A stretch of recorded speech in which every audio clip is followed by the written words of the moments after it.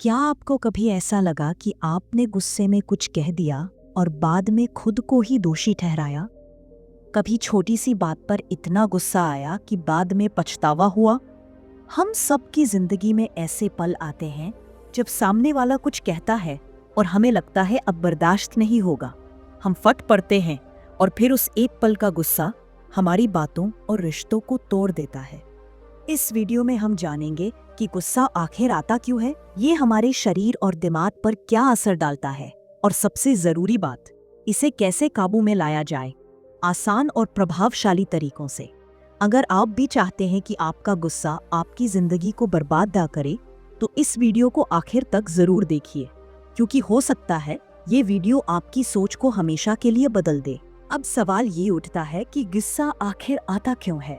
क्या ये हमारे अंदर है या कोई हमें गुस्सा दिलाता है? सबसे पहली वजह है उम्मीदें। जब हम किसी से कुछ अपेक्षा करते हैं, जैसे कि वो मेरी बात समझेगा, वो मुझे इज्जत देगा, वो मेरी भावनाओं को ठेस नहीं पहुंचाएगा, और जब वैसा नहीं होता तो गुस्सा आता है। अपेक्षाएं चोट देती हैं और गुस्सा उसी चोट की पहली प्रतिक्रिया होती है। दूसरी बड़ी वजह है नियंत्रण की भावना। जब हम किसी चीज को नियंत्रित नहीं कर पाते, जैसे कि ट्रैफिक, दूसरों का व्यवहार या किसी कार्य का बिगड़ना, तब हम बेचैन हो जाते हैं और वो बेचैनी गुस्से में बदल जाती है। तीसरी वजह होती है बीते हुए अनुभव। कई बार हमें खुद भी नहीं पता होता कि हमारा गुस्सा आज की बात पर नहीं बल्कि किसी पुराने जख्म से निकला हुआ है। शायद बचपन में हमें दबाया गया हो या कभी कुछ ऐसा हुआ हो जिसने हमारे भीतर एक गुस्से की चिंगारी छोड़ दी हो, जो आज भी हर बात पर भड़क उठती है। और हाँ, ये मत भूलिए, हमारा शरीर भी गुस्से की वजह बन सकता है। अगर आप थके हुए हैं, भूखे हैं, नींद पूरी नहीं हुई है या लगातार मानसिक तनाव में हैं, तो छोटी सी बात भी आपको चिढ़ा सकती है। गुस्सा तब आता है जब दिमाग और शरीर दोनों कमजोर पड़ते हैं। तो अब आप समझ ही गए होंगे, गुस्सा सिर्फ एक भावना नहीं है, बल्कि ये हमारी उम्मीदों, नियंत्रण की भावना, बीते हुए अनुभवों और हमारी शारीरिक स्थिति का मिला जुला परिणाम है। लेकिन अब सबसे बड़ा सवाल ये है, जब गुस्सा आता है तो क्या करें? उसे कैसे काबू में रखें? क्या कोई ऐसा तरीका है जिससे गुस्सा आए ही ना? गुस्सा यूं ही नहीं आता, इसके पीछे कुछ ना कुछ होता है। अनदेखा दर्द, अधूरी इच्छाएं या वो बातें जो कभी कह नहीं पाए। जब कोई हमें बार बार नजरअंदाज करता है, जब हमारी मेहनत की कद्र नहीं होती, जब जीवन हमारी उम्मीदों के खिलाफ चलता है, तो भीतर कहीं एक आग जलती है और वो गुस्से के रूप में बाहर आती है। लेकिन रुकिए, क्या आपने कभी सोचा है कि इस गुस्से से सबसे ज्यादा नुकसान किसका होता है?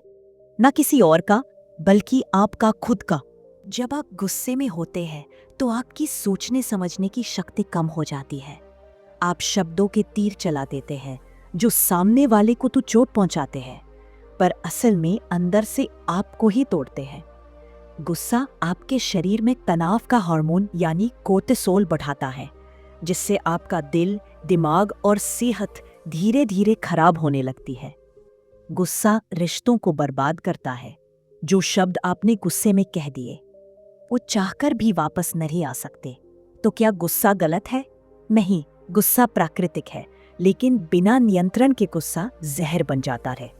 अब जानिए गुस्से को नियंत्रित करने के 4 आसान और असरदार तरीके।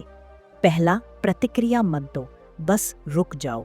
जब भी गुस्सा आए, खुद को बस 10 सेकंड का समय दो। गिनती करो, 1, 2, 3। ये छोटे से पल तुम्हें बहुत बड़ी गलती से बचा सकते हैं। दूसरा, जो बात गुस्सा दिला रही है, यानी प्रयत्नी असर अपने पास में। दूसरा, जो बात गुस्सा दिला रही है, वो एक पल में तुम अपने बेटे में केच चुकेंगे, क्योंकि जब तक तुम उसे अपने दिल में लिए घूमते रहोगे, तुम खुद को ही तकलीफ देते रहोगे। चौथा, खुद से प्यार करो, क्योंकि कई बार गुस्सा इसीलिए आता है क्योंकि हम अंदर से खुद को टूटा हुआ महसूस करते हैं। गुस्सा आना गलत नहीं है, लेकिन उसे समझना और संभालना जरूरी है, क्योंकि एक पल का गुस्सा जिंदगी भर की शर्मिंदगी बन सकता है।